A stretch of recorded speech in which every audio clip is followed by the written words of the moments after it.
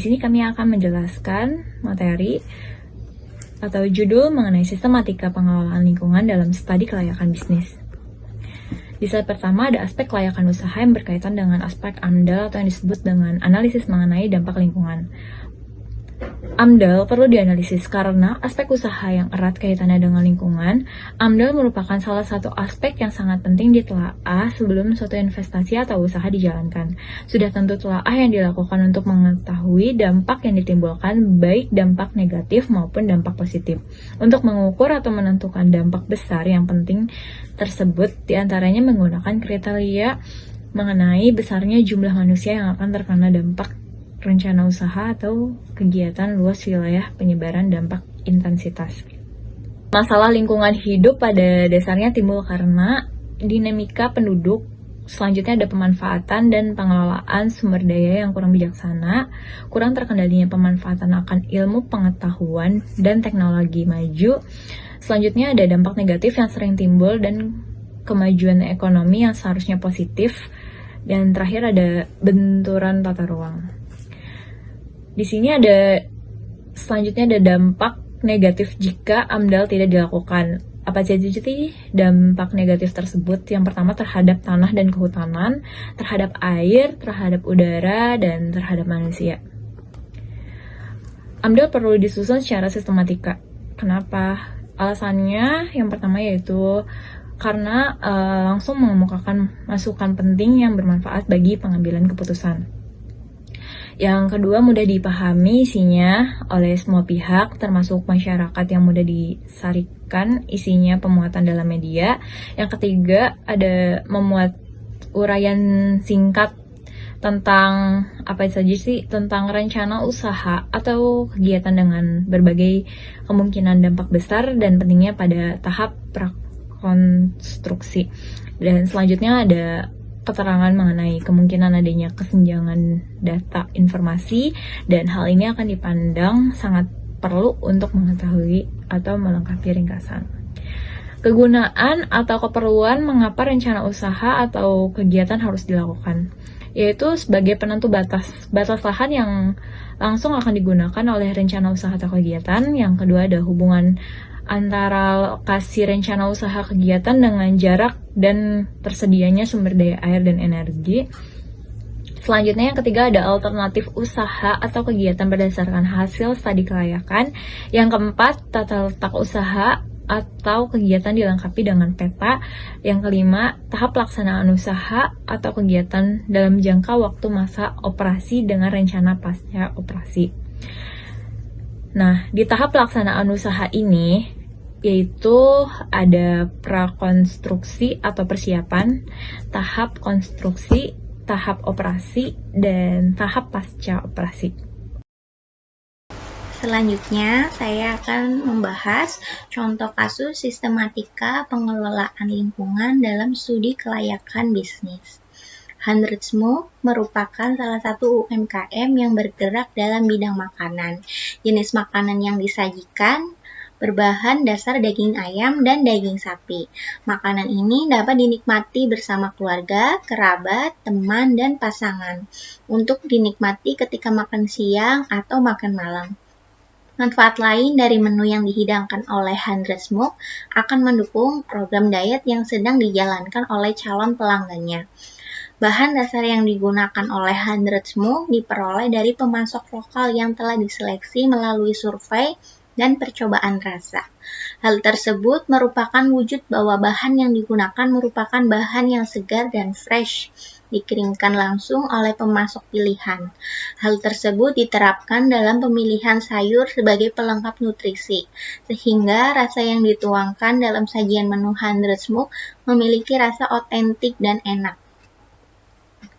Berdasarkan latar belakang, Handelsmook harus meningkatkan kelayakan usahanya sebagai upaya mempertahankan pelanggan, terlebih pada sertifikasi halal mengingat bahan dasar yang digunakan adalah daging. Lingkungan geografis usaha Handelsmook yang mayoritas ramai, namun dengan letaknya di dalam komplek perumahan dan ukuran outlet yang tidak terlalu besar, kurang menarik pelanggan untuk datang. Dampak lingkungan usaha mengarah pada pemasaran yang dilakukan dengan segmentasi pasar yang relatif melibatkan seluruh kalangan. Smoke sebagai jenis usaha ini memiliki banyak kompetitor yang terus bersaing dengan berbagai upaya, salah satunya yaitu kelayakan suatu usaha. Aspek lingkungan usaha dapat dikatakan layak apabila studi persaingan industri. Yang pertama, persaingan bisnis. Smoke memiliki berbagai pesaing bisnis seperti warung steak and shake.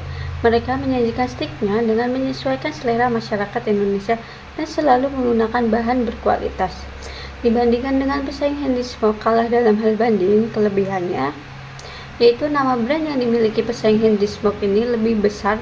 Hal ini sudah dibuktikan oleh warung steak and shake.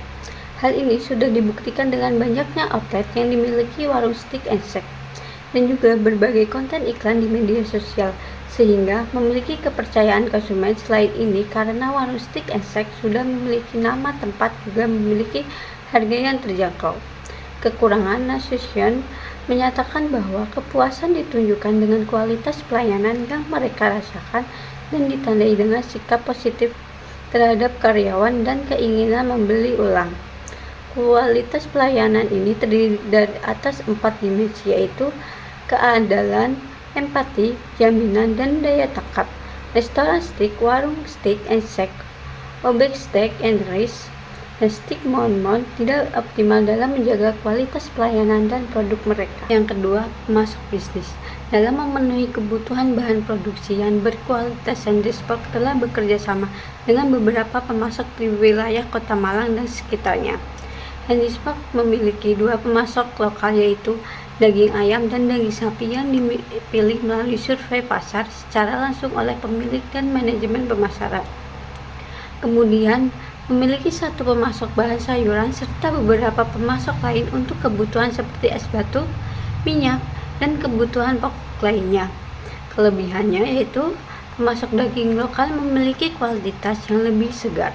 Harga daging tidak terlalu mahal, pemasok sayur melayani pasar antar, kualitas sayur yang dikirimkan lebih segar. Kekurangannya yaitu usaha yang dilakukan masih konvensional. Kemudian yang ketiga, konsumen atau pembeli. Smoke memiliki target pasar mulai dari anak-anak hingga orang dewasa. Mayoritas konsumen yang datang di Smoke berasal dari kalangan pegawai, ibu rumah tangga, keluarga, dan mahasiswa. Mereka memiliki karakteristik yang berbeda-beda dan menu yang tersedia dan bervariatif dapat menjawab perbedaan mereka, sehingga semuanya dapat menikmati segala varian menu yang disediakan sesuai selera masing-masing. Kemudian 4, yaitu ada barang substitusi. Smoke memiliki barang substitusi dari kompetitor seperti contoh dari Steak Mon yang menyajikan steak dengan tambahan tepung crispy, yang mana Smoke tidak memiliki varian menu seperti itu. Sehingga konsumen yang ingin makan steak dengan sensasi sedikit crispy bisa memiliki di Steak Mon. Tapi untuk konsumen yang ingin merasakan steak yang diolah secara tradisional dan rasa yang jauh lebih autentik dapat berkunjung di Smoke. Yang kelima, ada hambatan masuk dari bisnis. Selama menjalankan bisnisnya, Smoke memiliki berbagai hambatan. Karena pasti semakin besar suatu bisnis, maka hambatan yang ada akan semakin besar pula. Smoke memiliki beberapa hambatan beberapa tahun kebelakang, seperti adanya pandemi yang membuat omset penjualan menjadi turun. Banyak brand-brand baru yang muncul dan kemajuan teknologi yang membuat Smoke sedikit kesusahan hingga harus konsumen sendiri untuk alat panggang yang sesuai standar mereka untuk menjaga rasa, karena saat ini sudah banyak sekali teknologi yang lebih canggih, namun rasa yang dihasilkan pun berbeda. Baik, terima kasih. Selanjutnya saya akan membahas tentang studi lingkungan eksternal perusahaan. 1. Politik. Tokoh-tokoh yang dapat dinilai memiliki pengaruh besar yaitu ketua RT dan RW saja. Sehingga bisa dikatakan jika arah politik yang terjadi di lingkungan sekitar tidak berkaitan dengan bisnis Smoke, karena jangkauan arah politik di sekitar bisnis sangat sedikit. Untuk kegiatan-kegiatan yang berhubungan dengan politik yang sedang atau akan berlangsung dalam waktu yang dekat dapat mempengaruhi bisnis Smoke masih belum ada. 2. Ekonomi.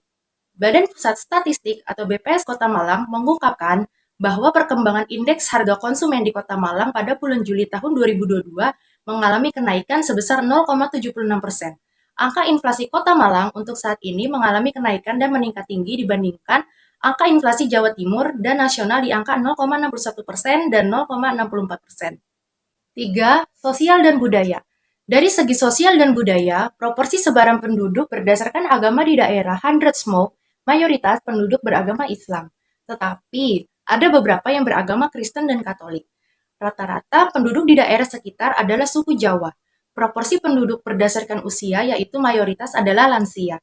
Tetapi karena di daerah tersebut banyak penduduk yang membuka kos-kosan, jadi kebanyakan yang tinggal berusia remaja sekitar umur 18 hingga 25 tahun. 4. Teknologi. Teknologi yang mendukung bisnis Hundred Smoke yaitu media digital berupa media sosial seperti WhatsApp dan Instagram. Untuk pemesanan produk, bisa melalui GrabFood atau Shopee Food.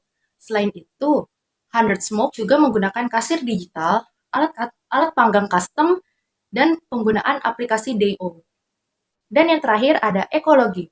Menurut hasil observasi kami melalui data internet, tren usaha yang dapat meminimalisir dari dampak bisnis Hundred Smoke terhadap lingkungan adalah mengganti sarung tangan plastik dengan barang yang tidak merusak lingkungan. Berdasarkan hasil pengamatan kami, kondisi udara dan air di sekitar lingkungan Hundred Smoke terbilang bagus karena minimnya pencemaran lingkungan. Kami merasakan udara yang bersih karena terdapat beberapa tumbuh-tumbuhan. Untuk kebersihan air juga sangat terjaga karena pemilik bisnis menggunakan sumber air dari PDAM, sehingga sangat terjamin baik secara kebersihan dan kelayakannya. Kesimpulan, dari hasil analisis yang telah dilakukan pada UMKM perusahaan Hundred Smoke, aspek finansial maupun aspek non-finansial, maka dapat diambil beberapa kesimpulan, yaitu 1. Berdasarkan analisis aspek non-finansial, usaha Hundred Smoke dapat dikatakan belum layak, karena lokasinya bisa dikatakan strategis berada di lingkungan dekat dengan tempat edukasi belajar dan wilayah kos, dan bisa dikatakan kurang strategis karena jauh dari pusat perkotaan. 2. Analisis kelayakan finansial menunjukkan bahwa kelayakan pada perhitungan sendiri baik. Setelah peneliti melakukan perhitungan pada uang permodalan dari Hundred Smoke, peneliti menganggap ini sudah baik. Usaha Hundred Smoke ini layak untuk dijalankan. Hal ini dapat dilihat dari nilai investasi sebesar 20 juta rupiah, serta nilai payback period investasi selama 8 tahun 4 bulan 26 hari. Adapun saran bagi pelaku usaha makanan dan minuman khususnya Hundred Smoke, yaitu perlu menerapkan dan menjalankan pengendalian dengan prosedur yang jelas untuk mencapai hasil yang berkualitas dan dapat memenuhi standar kelayakan konsumen sehingga dapat melampaui para pesaingnya. Pertama, perlu adanya pengelolaan manajemen dari segi pengurusan manajerial, pengendalian mutu, dan peningkatan kinerja. Kedua, usaha UMKM ini harus mampu mengembangkan sisi teknologi dengan cara menambah, memperbaiki, atau merubah penggunaan teknologi. Terakhir, perlu adanya peningkatan inovasi dan kreasi agar dapat memaksimalkan citra nama baik usaha dan jaminan mutu produk.